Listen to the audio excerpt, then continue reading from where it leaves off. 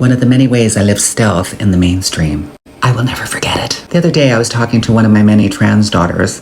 Oh, you see, I am one of those transgender women that you talk about. Well, it was transsexual back then. Back in the 1970s, that's when I transitioned.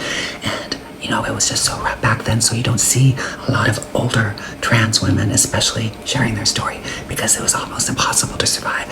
So that's why, please, touch all of the bells and whistles, repost this and everything, so we can get my story out there. So this particular gorgeous young trans woman, who is my daughter, and I'm so proud of her, had her surgery, you know, a while ago, and we were discussing about the SRS, the surgery. That's when you do stuff downstairs, you know, to become congruent to the binary type of stuff.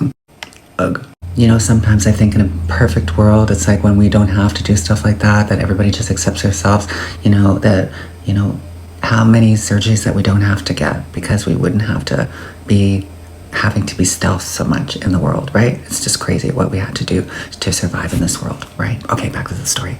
So she was mentioning that one of the downsides to the surgery is that some of the scars that you get. And I was curious to know what they were for her. And she told me, and mine weren't like that. But I remembered that the scars that I had helped me be stealth even more.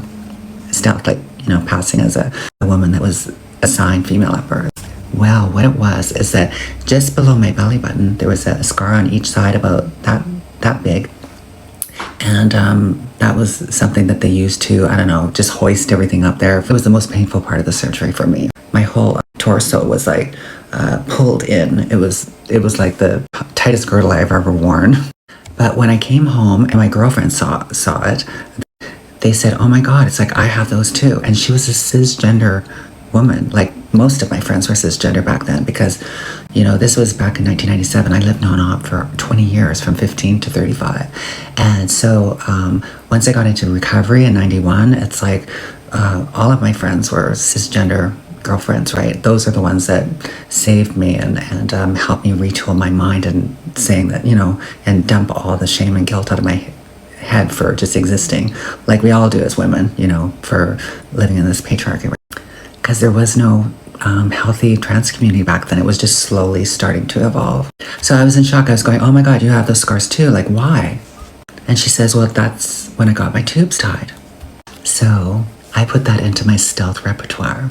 And for the next 10 years, I was sport boinking and having the best cisgender, heteronormative stealth life with all of the wonderful men out there. Yeah, it was great. Yeah, so just another little stealth tool in my toolbox. Yeah.